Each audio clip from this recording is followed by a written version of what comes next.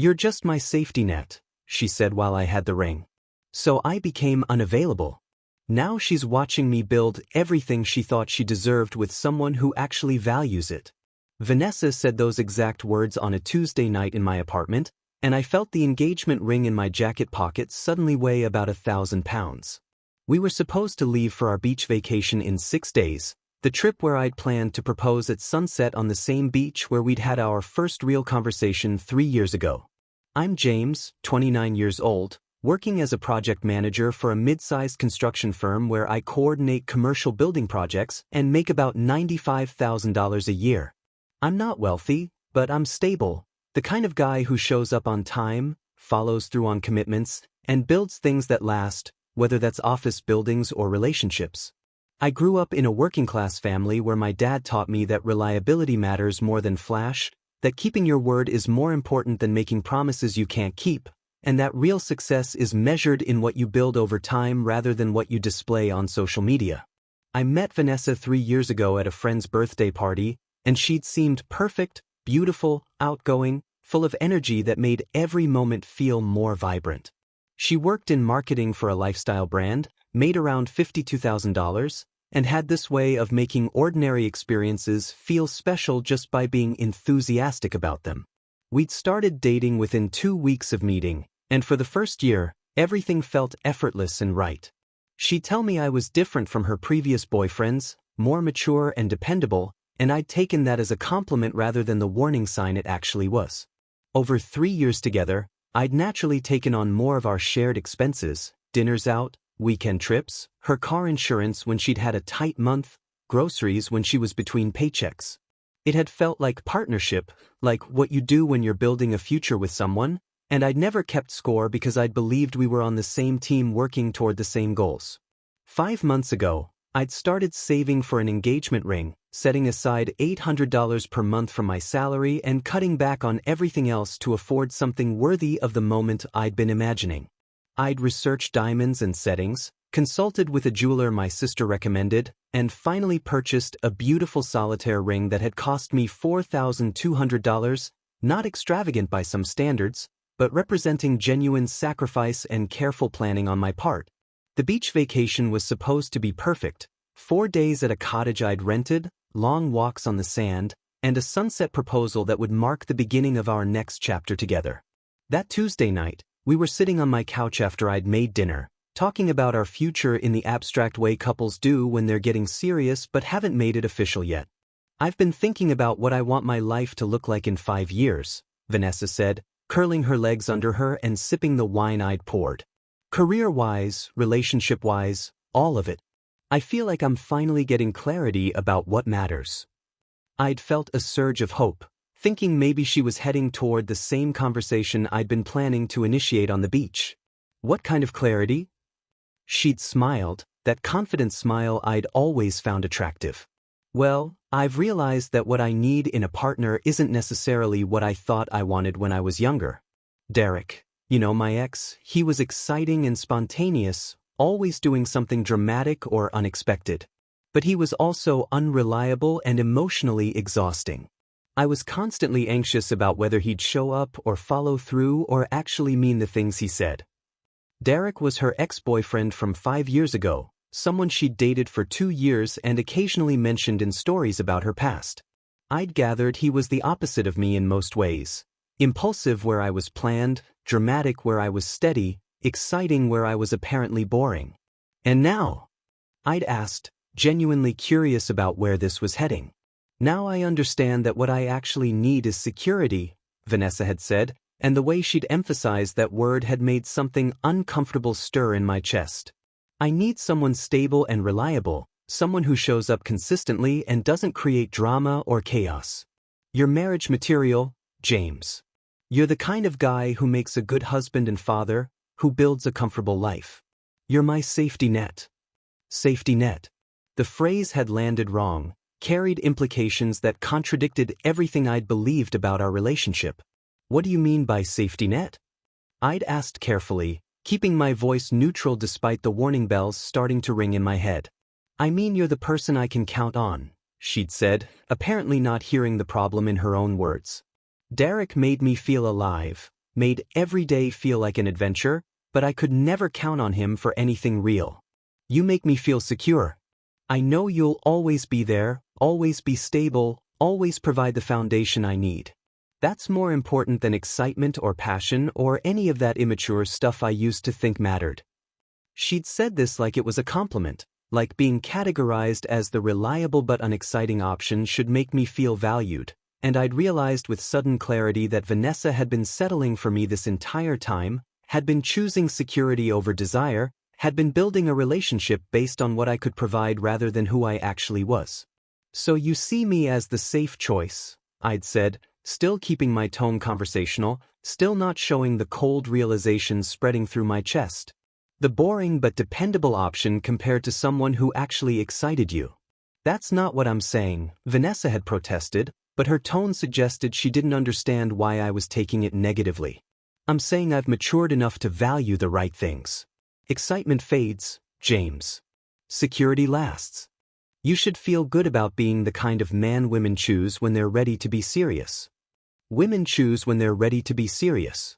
Not women fall in love with, not women can't imagine life without, but women choose when excitement no longer seems worth the risk. I'd been a calculated decision, a mature compromise, a practical selection made by someone who'd spent her passion on someone else and was now ready to settle for stability. I need to think about something, I'd said, standing up abruptly. I'll be right back. I'd walked to the bedroom, pulled my jacket from the closet, and felt the ring box in the inside pocket, that small velvet container holding a question I'd been so sure she'd answer with joy. Standing there holding that box, I'd understood with perfect clarity that if I proposed to Vanessa, I'd be signing up for a lifetime of being her safety net, valuable for what I provided but never genuinely desired for who I was, always measuring myself against the ghost of Derek who'd made her feel alive in ways I apparently never could. I'd put the box back in my jacket pocket and returned to the living room, where Vanessa was scrolling through her phone, apparently unaware she'd just torpedoed the proposal I'd been planning. I think we should postpone the beach trip, I'd said calmly. I've got a lot going on at work, and I think I need to focus on that right now instead of taking vacation time. She'd looked up, surprised. Postpone it? James, we've been planning this for months. I already requested the time off. What's going on? Nothing's going on, I'd said, which was technically true. Nothing was going on anymore. All the plans I'd made were dissolving in real time as I recalibrated what our relationship actually was versus what I'd believed it to be. I just think we need to take a step back and think about things. About what we actually want from this relationship. Think about things? Vanessa had repeated, confusion evident on her face. Where is this coming from? 5 minutes ago we were talking about our future, and now you're postponing our vacation and talking about taking a step back? Did I say something wrong? You were honest, I'd replied, which was accurate if incomplete. I appreciate the honesty. I just need some time to process it. Vanessa had stared at me for a long moment, clearly trying to figure out what had shifted, what had triggered this sudden withdrawal from someone who'd been completely engaged in the relationship just moments before. Okay, she'd finally said, drawing the word out with uncertainty. If you need time, that's fine. We can postpone the trip. But James, you're kind of freaking me out with this sudden weird energy. Are we okay? I don't know, I'd said honestly. I need to figure that out. She'd left shortly after, kissing my cheek in a distracted way and promising to text me tomorrow, clearly unsettled but not yet worried that anything fundamental had changed. After she'd gone, I'd pulled out the ring box and stared at it for a long time, thinking about the difference between being loved and being chosen for practical reasons, thinking about spending the rest of my life with someone who saw me as marriage material rather than the person she couldn't imagine living without. I'd contacted the jeweler the next morning and arranged to return the ring, losing the $300 restocking fee but recovering most of my investment. The jeweler had asked if there was a problem with the ring, and I told him honestly that the problem was with the proposal, specifically that it wasn't going to happen because I'd discovered I was someone's safety net rather than their first choice. He'd nodded sympathetically and processed the return without further questions, probably having seen this scenario play out before. For the first time in 3 years, I'd felt completely clear about what I didn't want, even if I wasn't yet sure what I did want. What I knew with certainty was that I refused to spend my life being someone's practical compromise, valuable for stability but never genuinely desired, forever measuring myself against the memory of someone who'd made her feel things I apparently couldn't. Vanessa texted me that evening asking if I was okay, saying I'd been acting strange and she was worried. I'd replied that I was fine, just busy with work, which was partly true. I did have a major project reaching a critical phase, but was mostly a deflection from the real issue, which was that I was reconsidering everything I'd believed about our relationship based on one honest conversation where she'd revealed how she actually saw me. The change in my behavior was subtle at first, deliberate in its gradual implementation, designed to create distance without drama or confrontation that might provoke the kind of emotional scene I had no interest in participating in. I started responding to Vanessa's texts after a few hours instead of immediately, keeping my replies brief and factual rather than warm and engaged. When she suggested dinner plans, I'd cite work obligations or claim I was tired, offering vague alternatives that never quite materialized into concrete plans. Our usual twice-weekly dates dropped to once a week, then once every 2 weeks, and I could feel her confusion growing with each postponed evening, each shortened conversation, each instance where the attentive boyfriend she'd taken for granted suddenly became unavailable. I threw myself into my work project, volunteering for extra responsibilities and staying late at the office not because I needed to but because I wanted the legitimate excuse to be unavailable. I joined a gym and started going every morning before work, building a routine that had nothing to do with Vanessa and everything to do with reclaiming time and energy I'd been investing in someone who saw me as a practical choice rather than a passionate one. My friend Marcus noticed the change immediately when we met for drinks 3 weeks into my strategic withdrawal. "You broke up with Vanessa," he said, not a question but a statement of what he'd apparently concluded from my demeanor. "Not yet," I'd replied, sipping my beer. "But I'm getting there. Just taking my time to make sure I'm thinking clearly." Marcus had known me since college and had met Vanessa multiple times over the years, always polite but never particularly enthusiastic about our relationship in ways I hadn't fully understood until recently. "What happened? Because 3 weeks ago you were talking about proposing, and now you look like someone who's already emotionally checked out." I told him about the safety net conversation, about Vanessa's casual admission that she'd chosen security over passion, that I was marriage material in the way someone describes a reliable appliance rather than a person they love. Marcus had winced in sympathy. "Man, that's brutal. She basically told you she settled for you after getting her excitement from someone else. You're the boring finale after the thrilling first act." "Exactly," I'd agreed. "And I realized I don't want to be someone's mature compromise.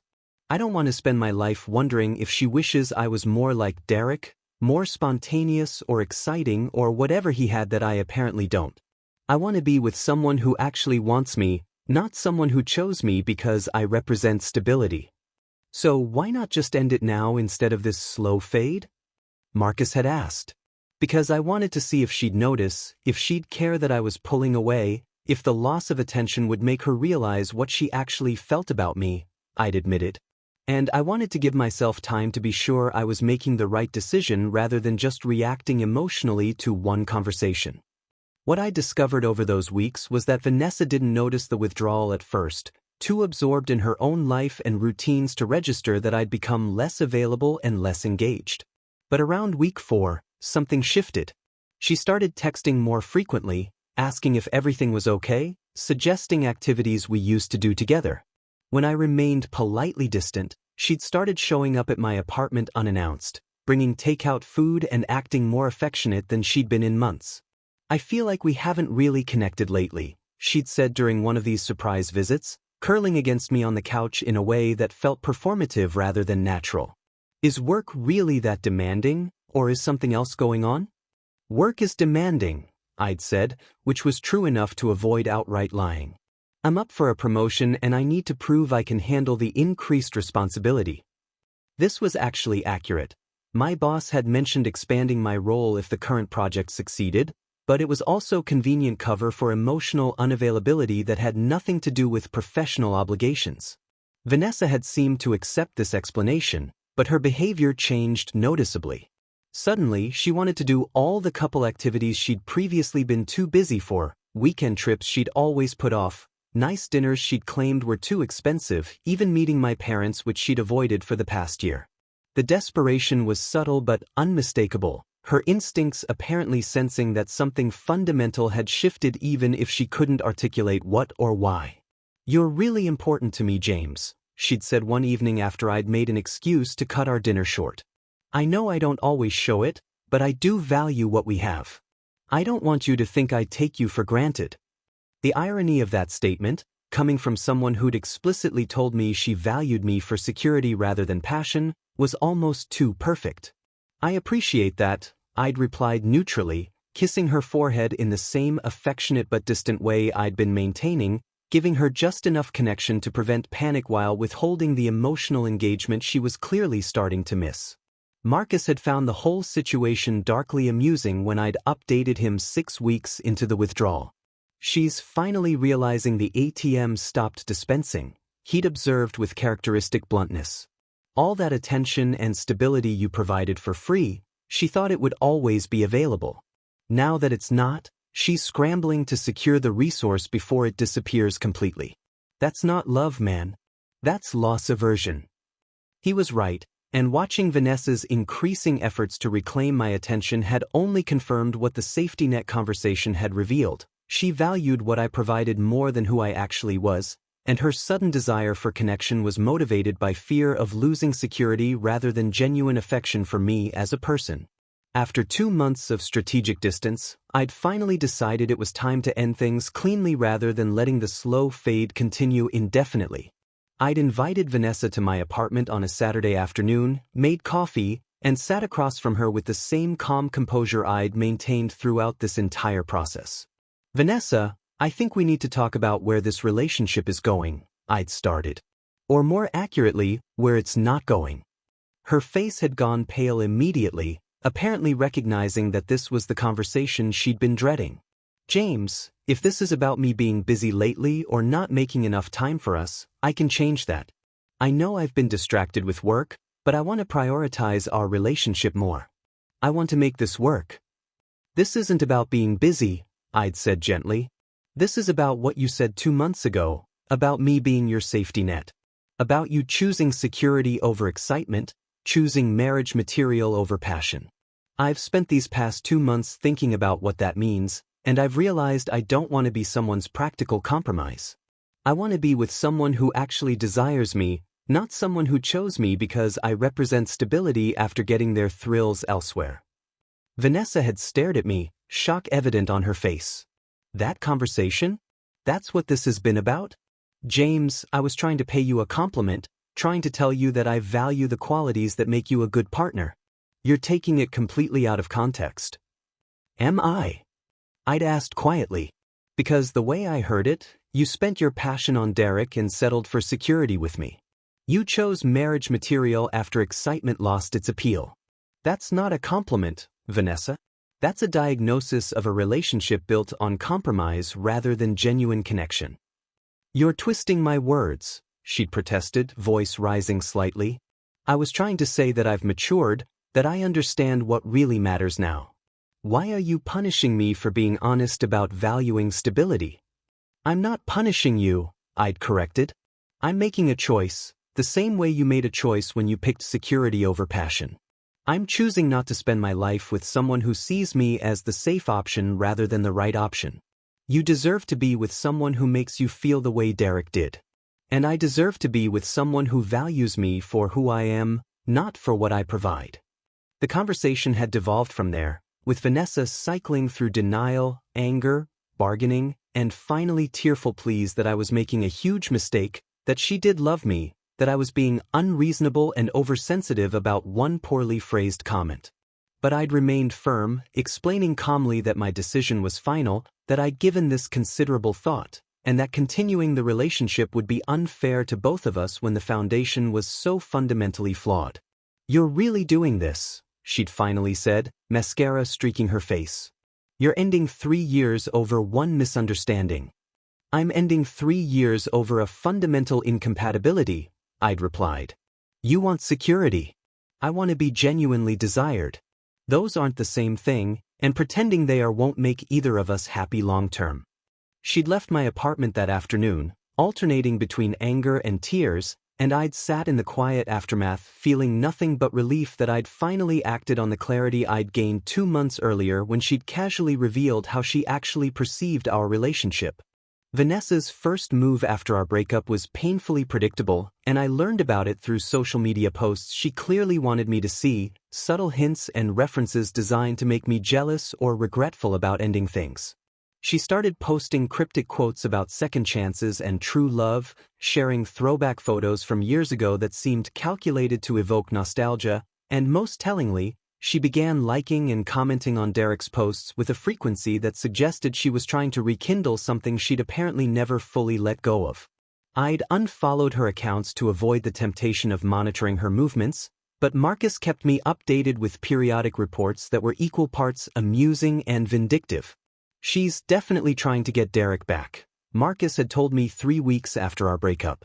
Commenting on everything he posts, showing up at places she knows he frequents, basically broadcasting that she's available and interested. It's kind of pathetic to watch, honestly. Like she thought she could just return you to the store and pick up where she left off with the exciting ex-boyfriend. "How's that working out for her?" I'd asked, not because I cared about Vanessa's romantic prospects but because I was curious whether Derek would take the bait or whether she'd discover that 5 years had changed more than she'd anticipated. "Not well," Marcus had reported with obvious satisfaction. "Derek's engaged. Got engaged about 6 months ago to some woman he's been dating for 2 years. So Vanessa's flirting is falling on deaf ears, or more accurately, on the ears of someone who's completely moved on and has no interest in revisiting past drama. She must be devastated, realizing that her backup plan has a backup plan that doesn't include her." I'd felt no satisfaction from this news, just a distant recognition that Vanessa was learning the same lesson I'd learned, that people aren't interchangeable, that you can't pause relationships and expect them to resume on demand, that choices have consequences that extend beyond the immediate moment of decision. Meanwhile, my own life had started improving in ways I hadn't anticipated during those difficult weeks of strategic withdrawal and eventual breakup. The project I'd been managing reached successful completion 2 weeks ahead of schedule and under budget, earning recognition from upper management and leading directly to the promotion my boss had hinted about months earlier. I'd been elevated to senior project manager with a $25,000 raise and responsibility for the firm's highest-profile commercial developments, a professional achievement that would have happened regardless of my relationship status but that felt more meaningful because I'd earned it through focus and competence rather than through distracted effort divided between work and a failing relationship. The gym routine I'd started during the withdrawal phase had become a genuine habit, and I'd lost 15 pounds while gaining noticeable muscle definition, not because I was trying to prove anything to Vanessa but because I discovered I actually enjoyed the discipline and progress of consistent training. I'd also started attending industry networking events I'd previously skipped because Vanessa had found them boring, reconnecting with colleagues and making new professional contacts that expanded both my career prospects and social circle. It was at one of these networking events that I'd met Emma Chin, a senior project coordinator at a competing firm who specialized in sustainable building practices and had a reputation for innovative problem-solving that impressed even her competitors. We'd started talking about a complicated zoning issue one of my projects was facing, and her insights had been so immediately useful that I'd asked if she wanted to continue the conversation over coffee. That coffee had turned into dinner, which had turned into weekend plans, which had gradually evolved into dating with an ease and naturalness that made me realize how much effort my relationship with Vanessa had required, how much emotional labor I'd been investing in someone who'd never quite been fully present in our partnership. Emma was different in ways that became more apparent the longer I knew her. She paid for her own meals without making it a political statement, split costs naturally because she made good money and didn't expect to be subsidized, showed genuine interest in my work instead of tolerating it as background noise to her own concerns, and most importantly, she never made me feel like I was a compromise or safety net or mature choice after more exciting options had been exhausted. "I really appreciate how organized you are," Emma had told me after I'd planned a weekend trip to a nearby state park with the same attention to detail I brought to my construction projects. "My ex was always spontaneous to the point of chaos," everything last minute and stressful. I love that you think ahead, that I can count on plans actually happening the way you describe them. It's refreshing to be with someone who values reliability. The parallel to Vanessa's safety net comment was obvious, but the framing was completely different. Emma valued reliability as a positive trait rather than settling for it as an alternative to excitement, appreciated planning as thoughtfulness rather than tolerating it as boring predictability. You don't find it boring? I'd asked, testing whether she genuinely meant what she was saying or whether she was just being polite about qualities she privately wished I didn't have. Boring? Emma had laughed. James, boring is dating someone who can't follow through, who makes promises they don't keep, who creates drama because they think it's the same as passion. You're not boring. You're competent and considerate. Those are features, not bugs.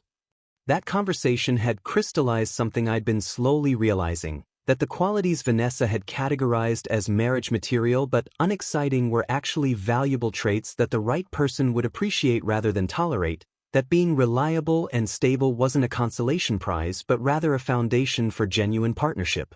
4 months after my breakup with Vanessa, Emma and I had become seriously involved, moving from casual dating to exclusive relationship with a speed that surprised both of us but felt natural given how compatible we were in values and life goals.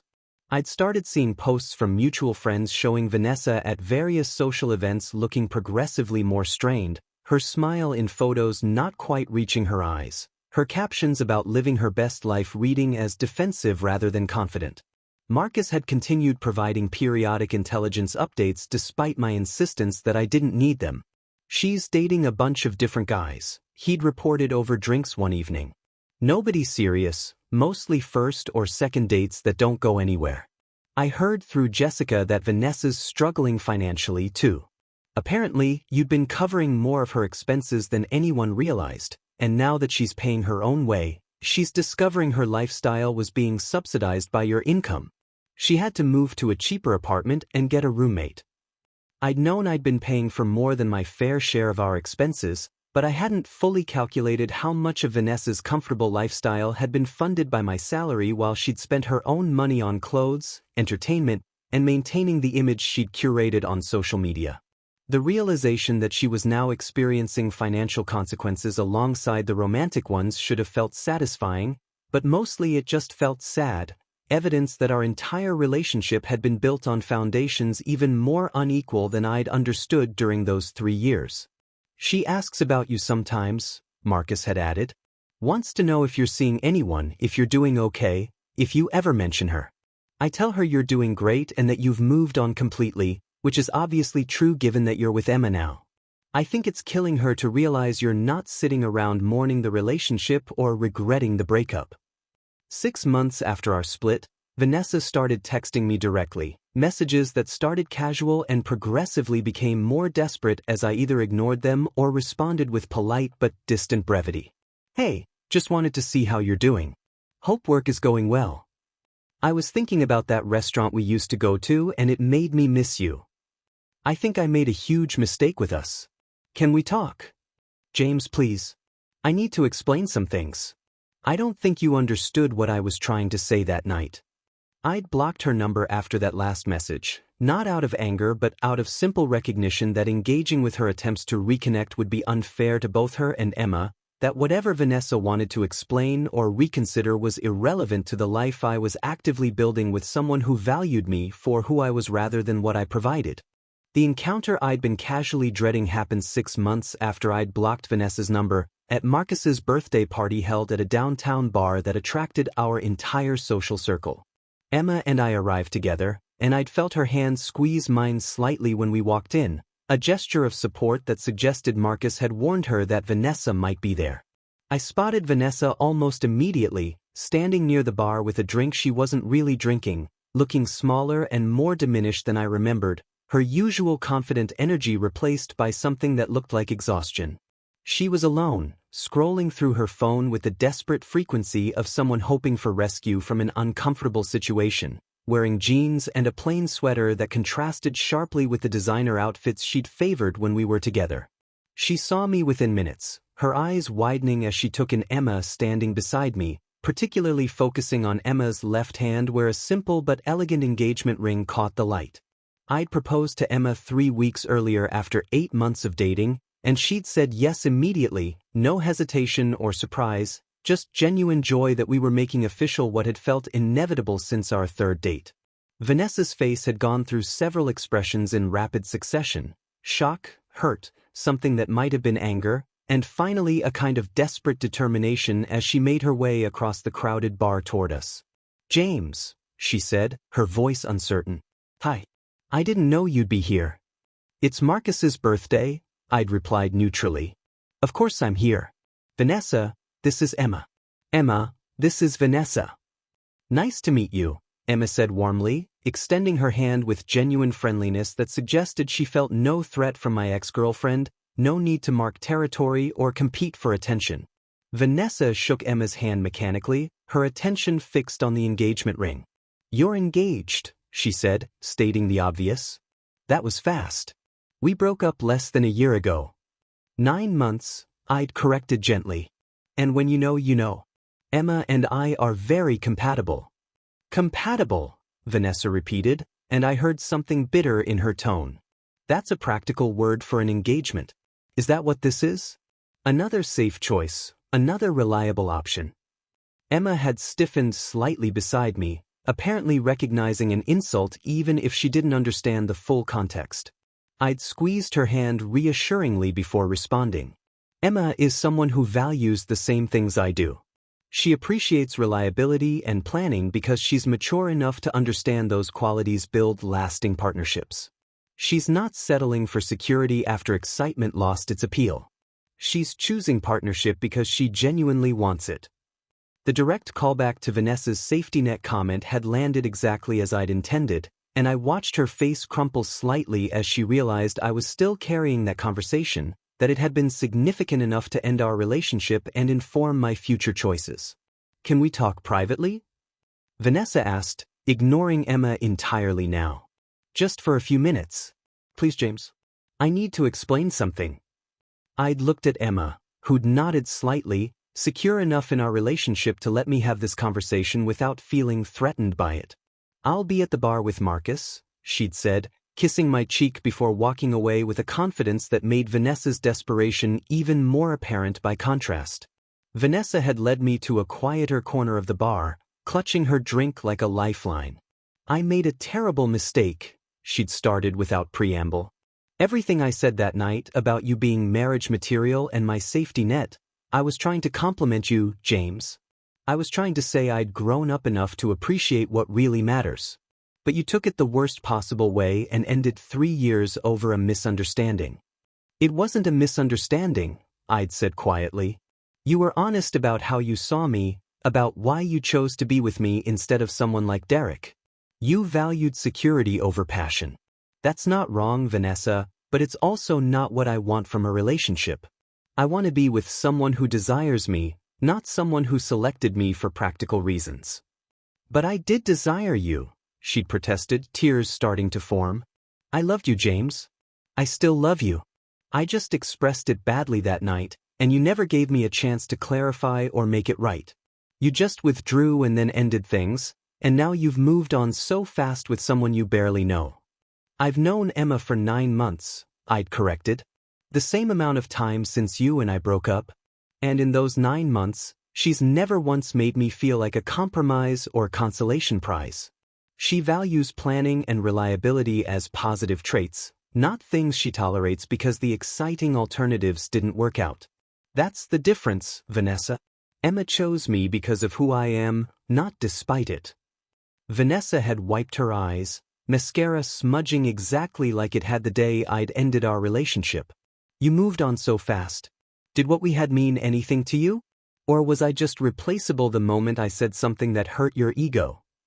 "What we had meant a lot to me," I'd said honestly. "But it meant something different to each of us. I thought we were building toward a future based on mutual love and respect. You thought you were securing stability after getting your passion from someone else. When I understood that difference, continuing the relationship would have been unfair to both of us." "I don't have anyone now," Vanessa had said, voice breaking. "Derek's engaged to someone else." The guys I've dated since you don't want anything serious. I'm working a job I hate because I had to take a pay cut, living with a roommate because I can't afford my own place anymore. Everything fell apart after you left, and you're here with your promotion and your engagement and your perfect new girlfriend who apparently appreciates all the things I supposedly didn't.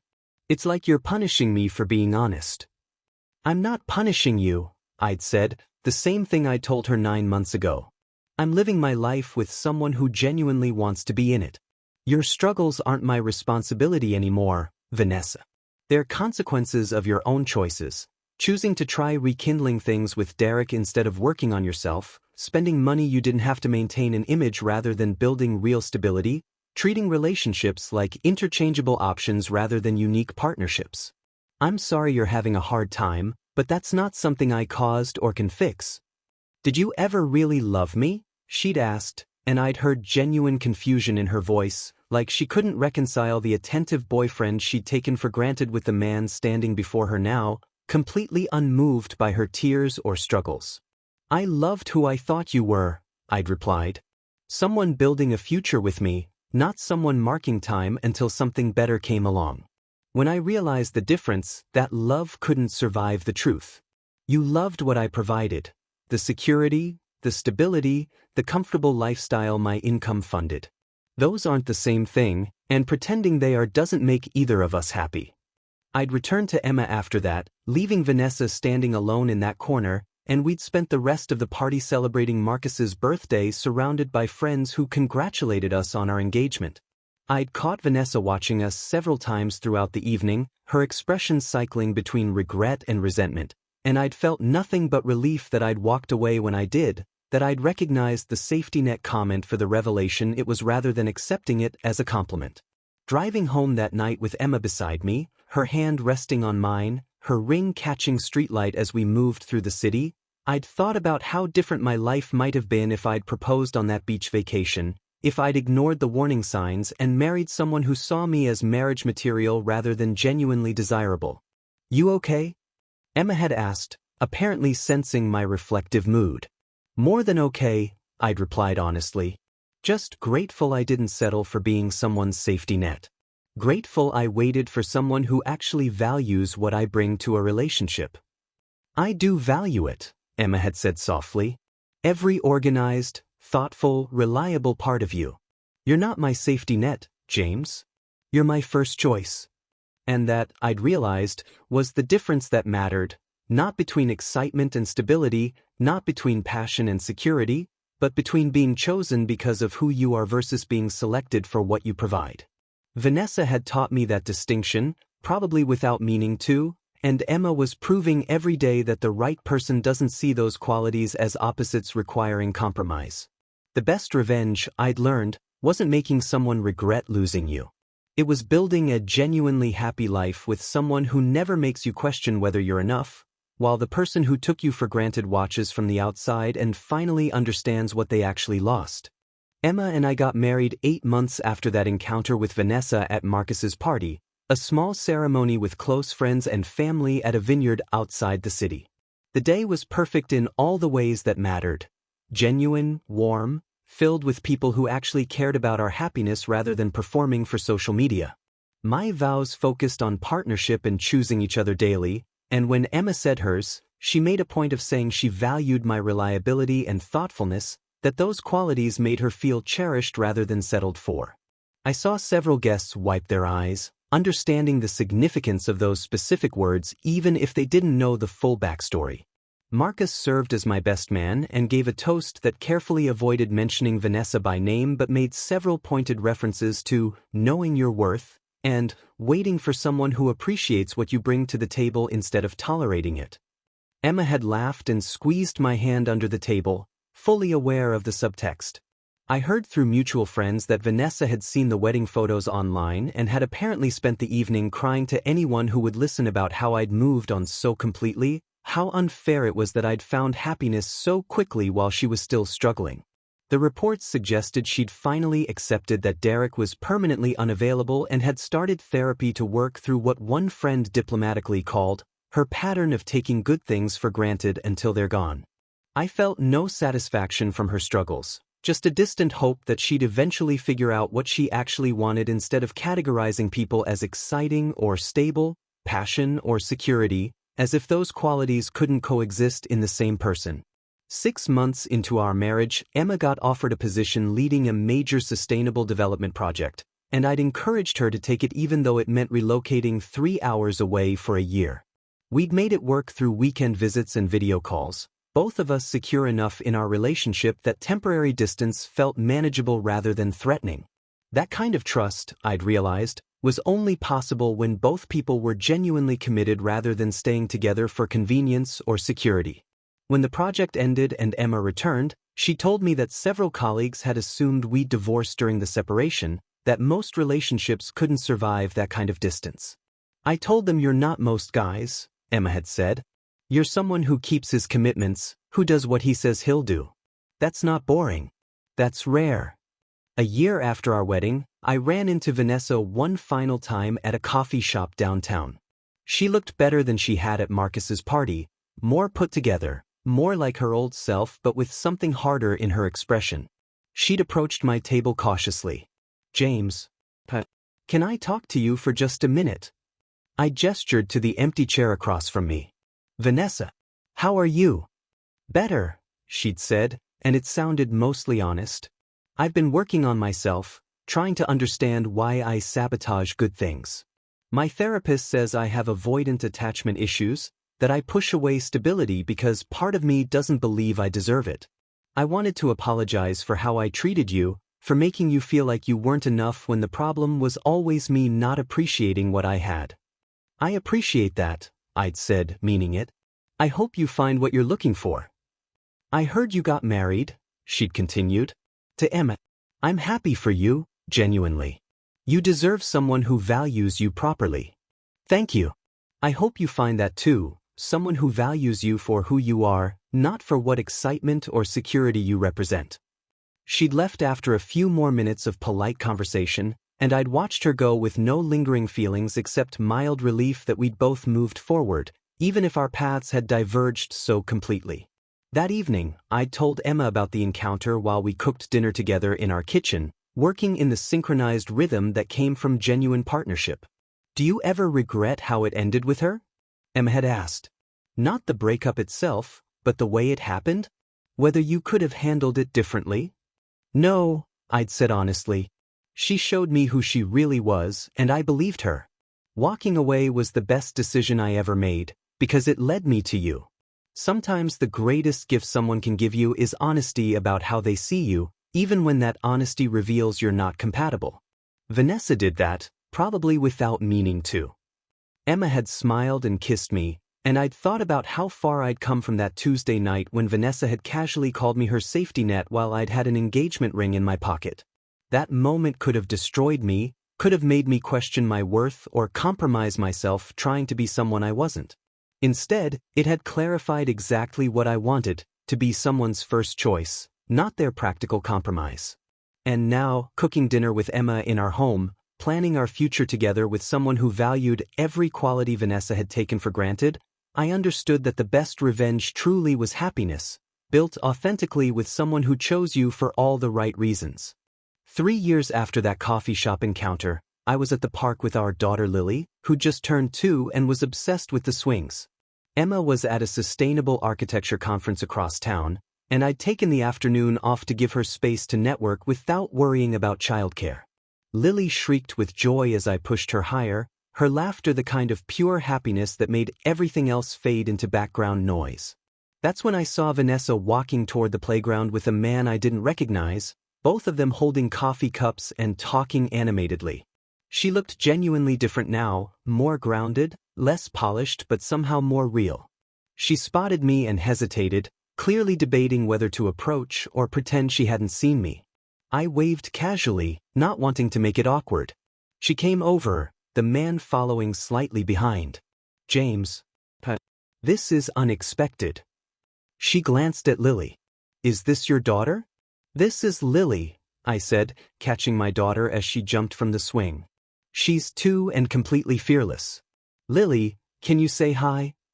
Lily buried her face in my shoulder shyly, and Vanessa smiled with what looked like genuine warmth. She's beautiful. You and Emma must be so happy. We are, I confirmed. How about you? You look good. I'm doing better, Vanessa said, and the man beside her cleared his throat. Oh, this is Andrew. We've been dating for about 8 months. He's a teacher, incredibly patient with my issues. She laughed self-deprecatingly. Therapy has been helpful. Andrew shook my hand with a firm grip, seeming relaxed and confident in a way that suggested he knew about me but didn't feel threatened. Nice to meet you. Vanessa's told me about you, all good things, for what it's worth. She says you taught her what she actually needed versus what she thought she wanted. I appreciated the directness.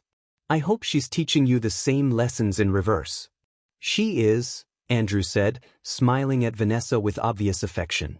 She's teaching me that reliability isn't boring, it's foundational. That choosing security doesn't mean settling if it comes with genuine connection. Vanessa blushed slightly. I've learned a lot about myself. About how I used to categorize people into boxes, exciting or stable, passion or security, like those things couldn't coexist. I'm trying to do better now, to appreciate Andrew for all of who he is instead of what category he fits into. That's good growth, I said, meaning it.